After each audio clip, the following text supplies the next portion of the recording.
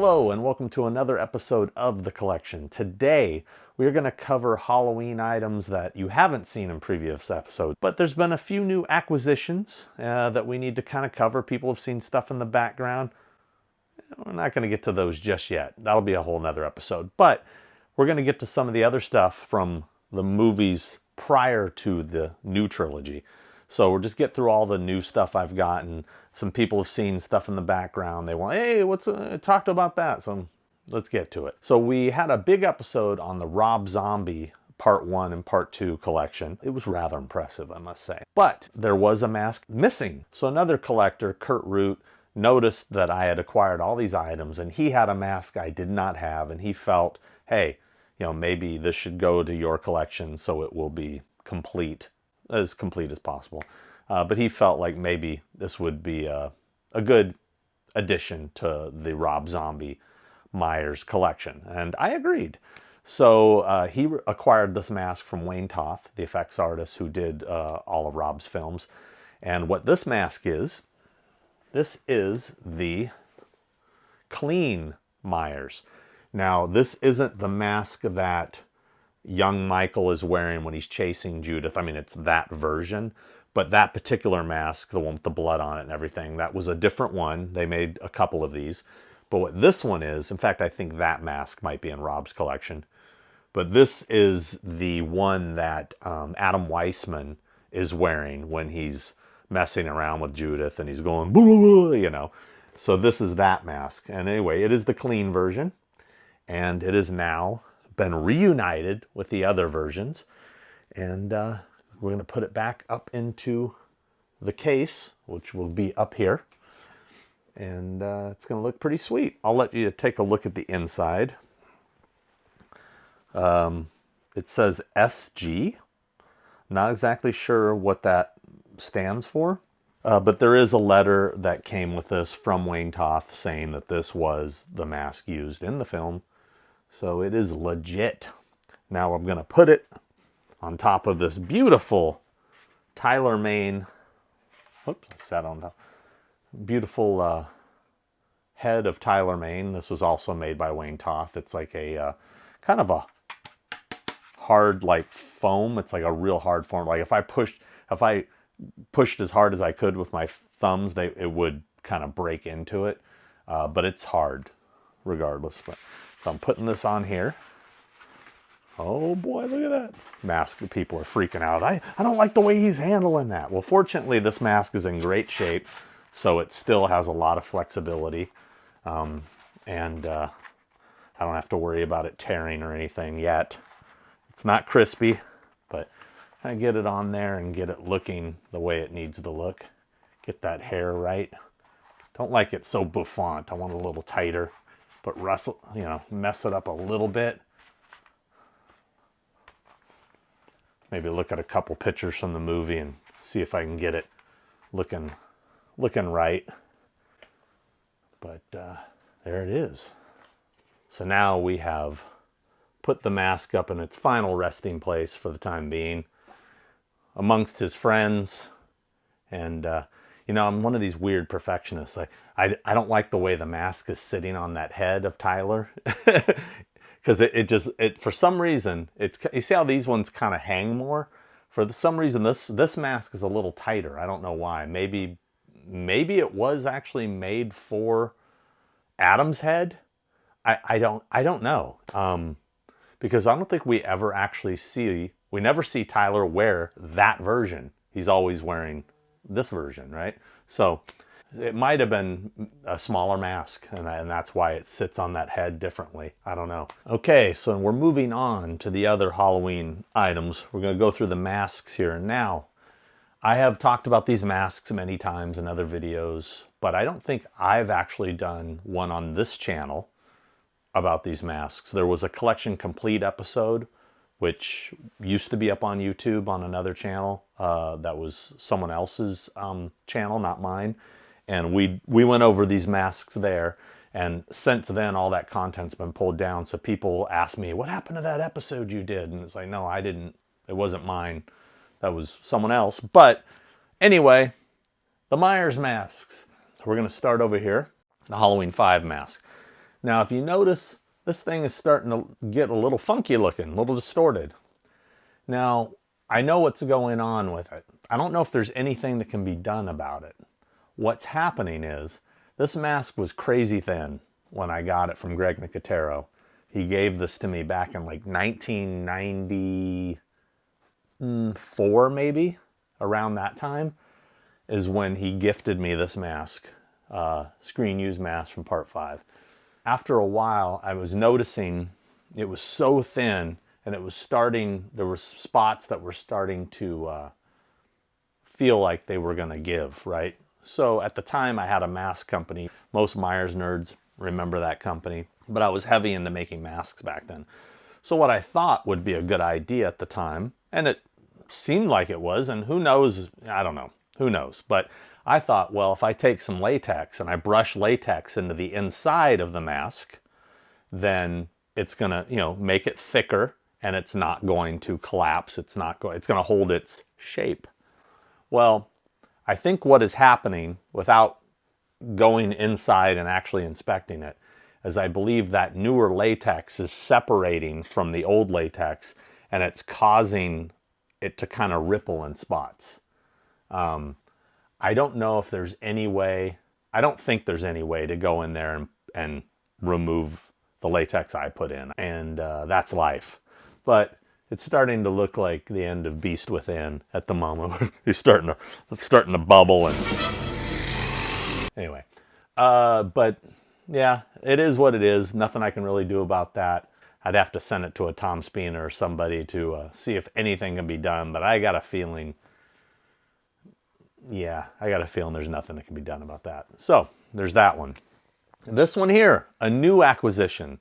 This is a screen-used mask from Halloween Part 6, The Curse of Michael Myers.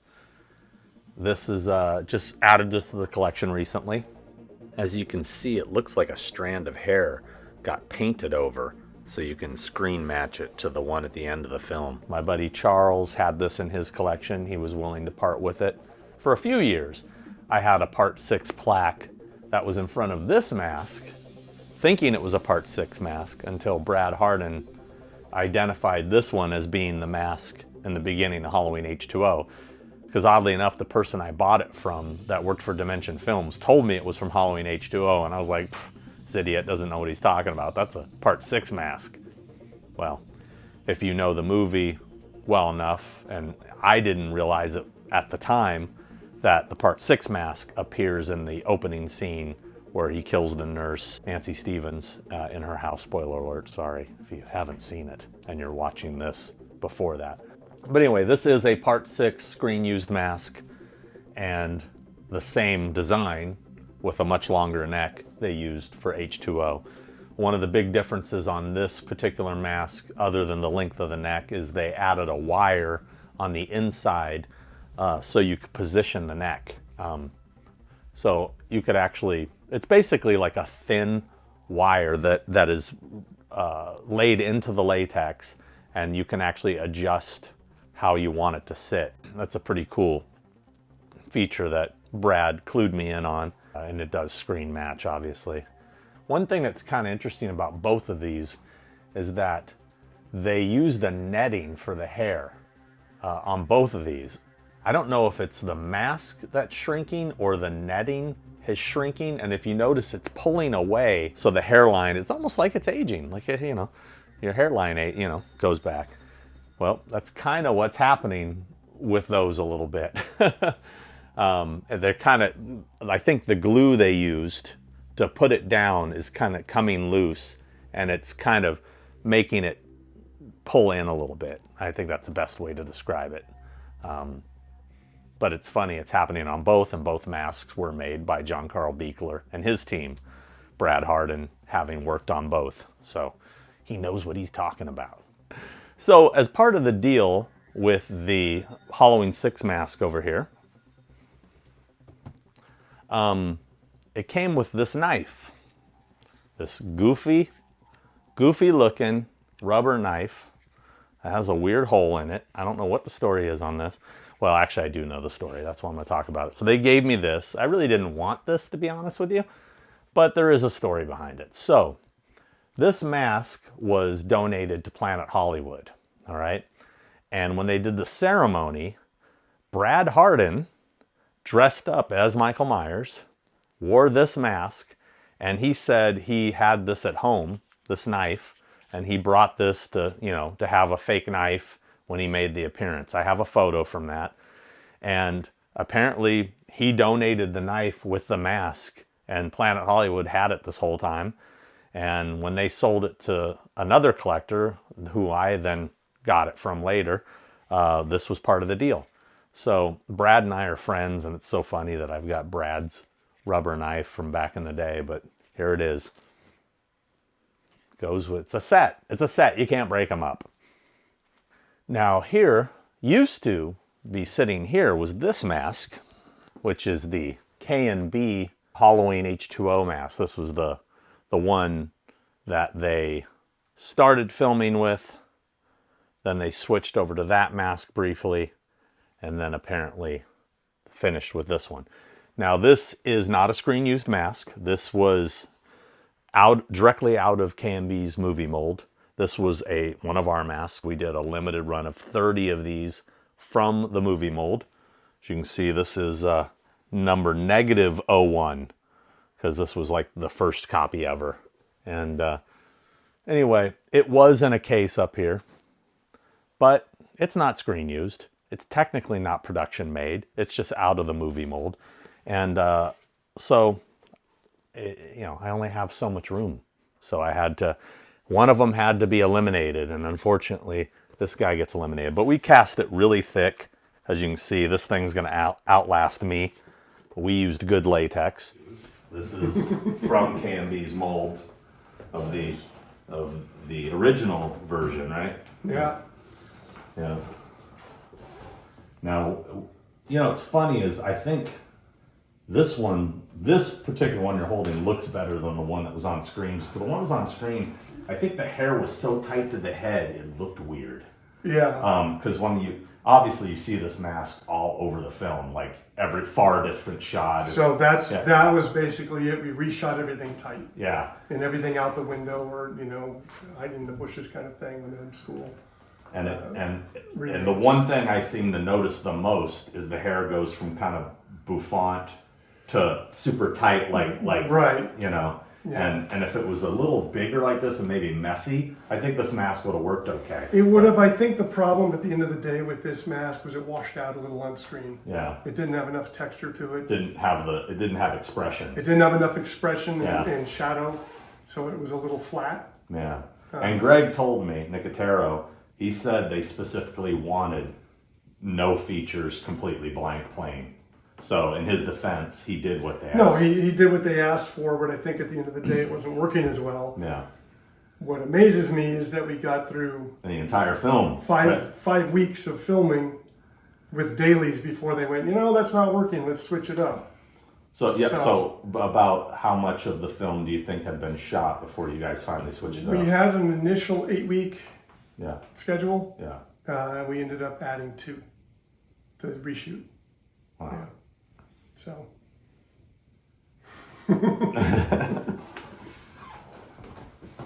And so I can just plop that bad boy on the floor. I don't even have to worry about it. I'll put it on a stand eventually, but that thing, since we made it, I'm not as sentimental about it. So this is the Halloween H2O Stan Winston version. This was production made, but not used in the film.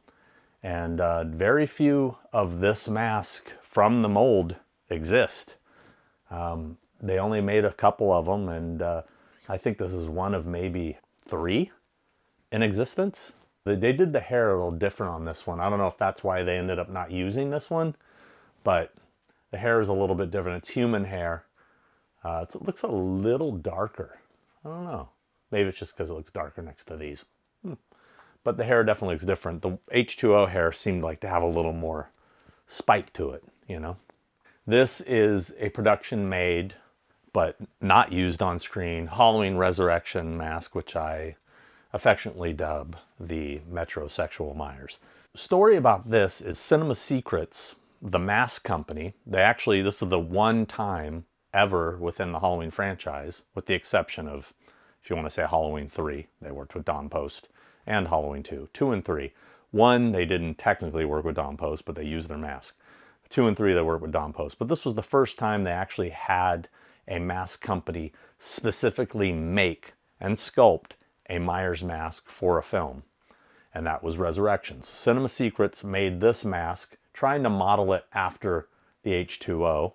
There's even some photos of when they were making these that they had the H2O images like they were working off of. I don't know why they just didn't reuse. The mystery behind why they keep changing them and the lack of consistency. Why the Myers house looks like the Munsters house in part 5. We don't know. They didn't have a very good checks and balances back in the day. So Cinema Secrets made 15 of these that were to be used for the film. They chose 5 masks which were used in the film, and those 5 are out there somewhere. And they had 10 left over. They made them very different than the ones they sold to the public.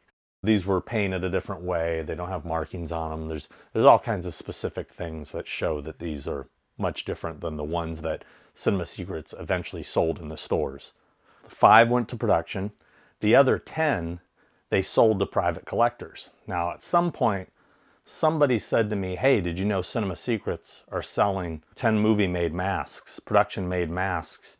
They're selling them for $250 a piece. You just have to contact them and go down to their warehouse. I was like, what? So I reached out to Cinema Secrets. I inquired, and they said, oh yeah, we have those. I said, how many you have left? They said, we have 4. I said, I'll buy them all. And I went down there. I bought all 4, $1,000, got 4 of them. And I said to them, well, do you have COAs for this? And they're like, well, no. I go, what? How am I going to be able to prove to somebody that this is, production made, blah, blah, blah.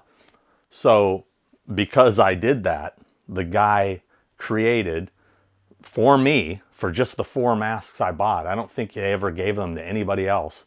The 4 masks I bought, COAs for those 4 masks. I then immediately flipped the other 3 for I think $1,500 a piece or something. Made a nice little profit. And of course I kept the best of the 4, which was this one. That's how you make the money to be able to keep buying the shit. You know what I'm saying? That's how it works. Now, recently, Ken Kersinger, Jason from Freddy vs. Jason, and Brad Lorre, who played Michael Myers in Halloween Resurrection, stopped by my house. I showed these to Brad. He hadn't seen them, had never been to my house, and I'm going to drop that clip in here so you can see our little interaction on that, and then I'll get back to talking about these. How come we're promoting masks again? Selling masks?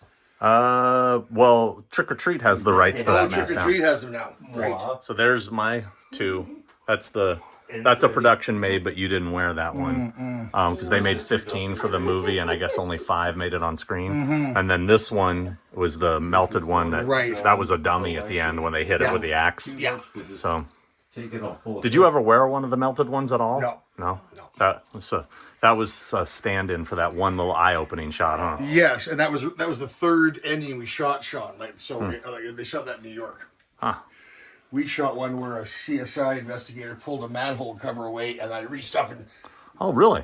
Stops right here at her face, and there's a big scream, and then it went to black. But the test audiences didn't like it. Huh? That sounds better than the other endings. It's not as cliche, at least. So now we're going to get an up-close personal look at my mask from Halloween Resurrection. Now, I believe this is the same mask as in this scene as when he's on the table, the body bag. It looks like the same mask. See how the nose is pushed in there, just on above the right nostril? It's kind of pushed in. Well, it's definitely that mask. You can see that for sure. I think they may have taken this mask that you're about to see here and just did the cut. I believe it's the same mask. It's got a lot of detail. This patch that's on the bottom of the neck there, that was definitely in the sculpture, because all the masks, including the one recently in Prop Store, have that exact same, like right here, that exact same kind of pattern. Clearly they took one of the Cinema Secrets masks and added some stuff to it and then recast it. to do this burn version, and then they painted them differently and added the different yellow and, you know, sort of orangish colors. Yeah, it's a pretty sweet mask. You know, I'm not a fan really of Resurrection. It's my least favorite in the entire franchise. And I don't really care for the mask, but I liked the melted version. I actually thought this was a cool look, even though we barely see it in the movie. Another thing that's pretty cool is that the mask is still on the dummy bust that was used when she hits it with the axe. Still has blood all over the front and the back from when they shot the scene, which is pretty cool, actually. I might be going overkill on the detail here, but I thought you guys might want to get a good look at it from every angle, especially because you don't see the back of it in the film. And that's pretty sweet. Yeah, there was a lot of little markings. I was screen matching the various endings and looking at the different markings, and I do believe that this was the same mask.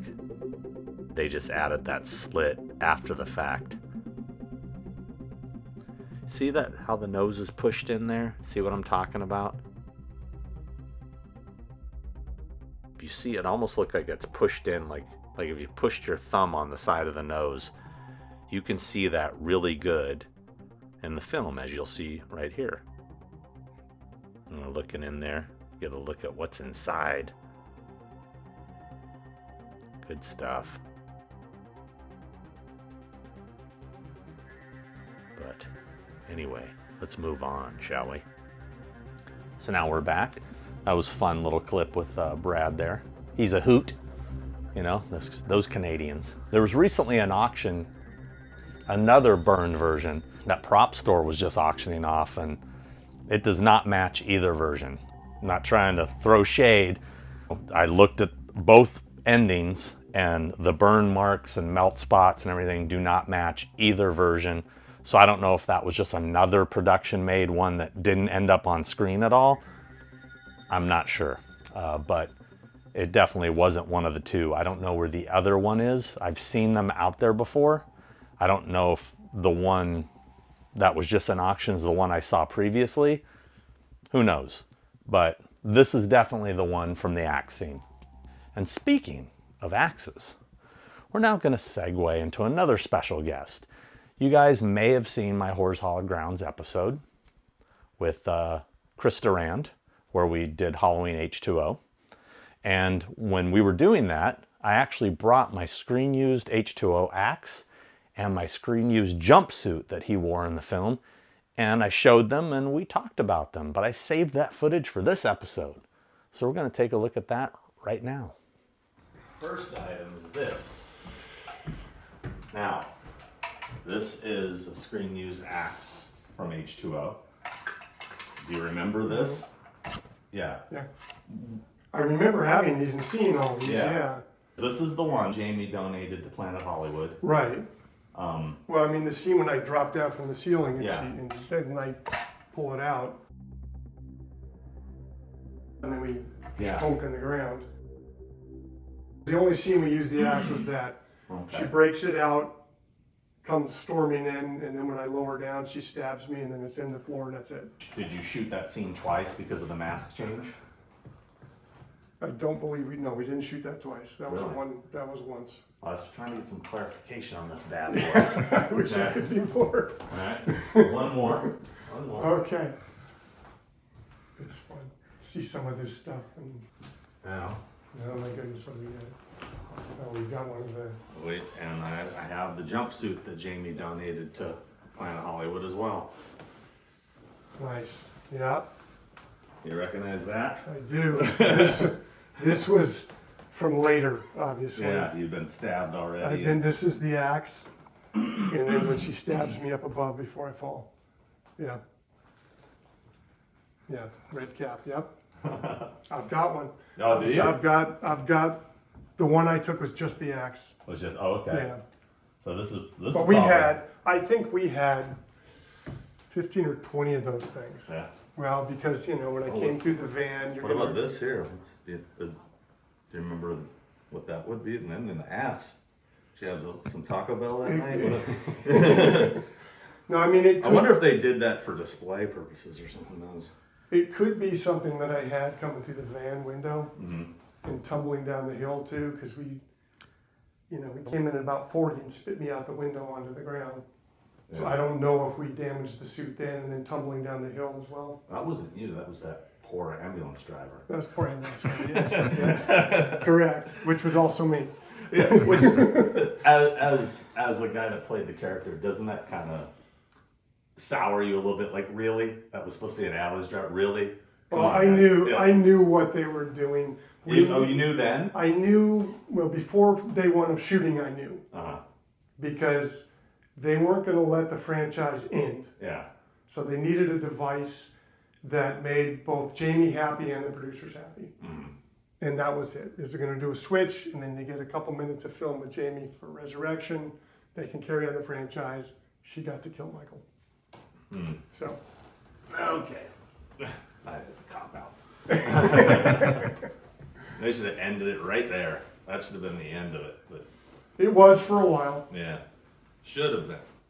Well, big thanks to Chris Durand for also appearing. Now, look at this. I got Brad Lorry and Chris Durand, 2 Michael Myers in this episode. Come on, what more can you ask for? I mean, who else is giving you this kind of content? Come on. Like and subscribe. Hit the notification bell. Ring the thing.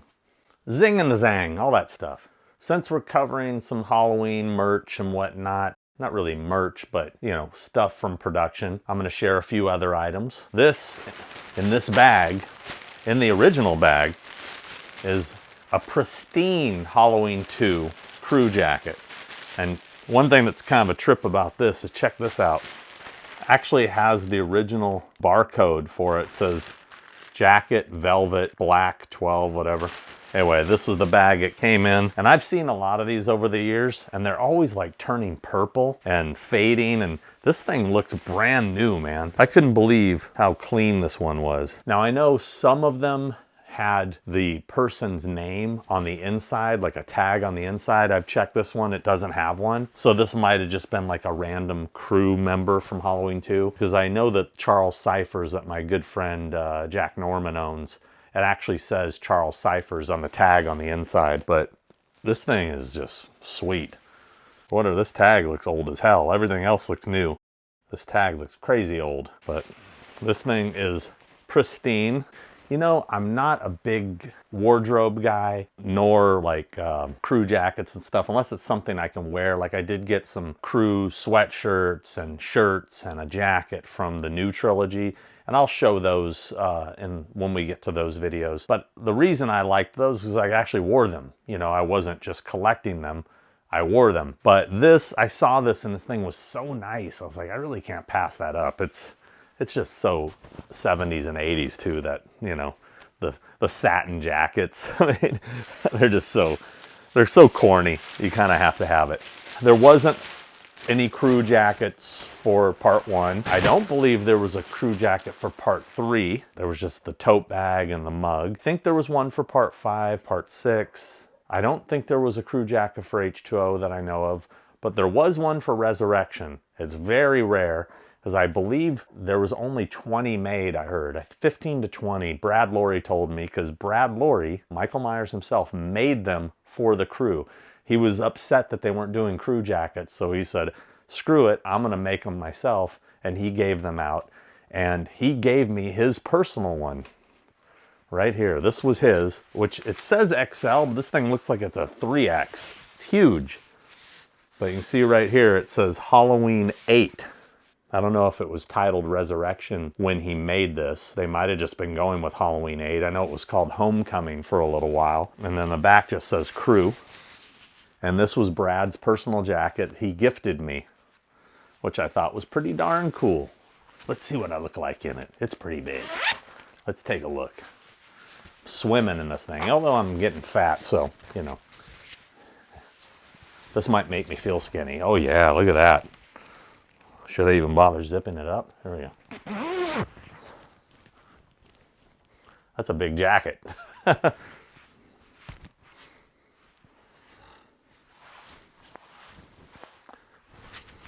Not too shabby. Another thing that I picked up recently was this Halloween 6. It's like a little mini clapperboard. Now, you can see some stuff written on there very faintly. This apparently was a crew gift that was given out to everybody who worked on the film. And it's autographed by several people. It's really faint, but you can see Paul Rudd right there. The ones I know for sure, Paul Rudd, you can see Donald Pleasance right under the line there, very faintly. And The Shape, George P. Wilbur. Now, someone else signed it here, and someone else signed it there, but that's so faint, it's really hard to see. I think that somebody wrote some, oh wait, hold on, when I get the light on it, oh wow, when the light hits it, I can actually read it. Thanks for finding me. You're the best. Marianne Hagen. Okay. Wow, it's funny, when the light hits it, even though it's faint and it's faded, you can still see where it was written with the pen. Like it's kind of shining when the light hits it a certain way. And then that says Paul Rudd, and the other one says, it looks like it's A. Michael Lerner. Is that A. Michael Lerner? Maybe not. What does that say? There's an AM, and then it says Ryan something. Ryan, looks like Ryan. That one's hard to read. They have bad writing. Anyway, this is the crew gift. It's rad that's got Donald Pleasance on there, even though it's faded all to hell. But you can see it. You can see his signature, and I do have a couple things signed by him, and that's definitely his autograph. But yeah, George and Don no longer with us. But there is one more item. Oh yes, there's more. Last but not least, we have a Halloween 6 clapperboard. This is the real deal here. This is one of the nicest clapperboards I've ever seen. They usually look pretty crappy, and they have tape on them and written with like Sharpie and stuff. This thing is like sweet. Obviously, you can write in the take with a erasable pen, and they wipe them down. But yeah, no, this is legit. So this is a nice little piece to have added in there as well. This might actually be the only clapperboard I own in my whole collection. I'm not a big clapperboard guy, although I'd be down, you know. The ones I really want are the ones Jamie has. The ones Jamie Lee Curtis has, those are the legit ones. She has every clapperboard for every film she's ever been in. That's like a thing she always gets. And they're in her office, kind of along the top of around the ceiling of her office. I've been in there, I've seen it.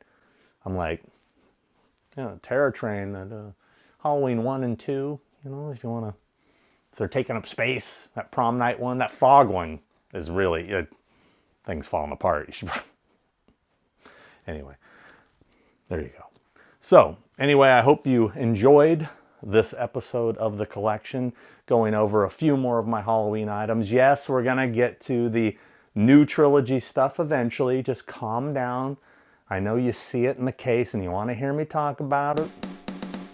We're going to get to it, I promise. But anyway, until next time, that's a wrap.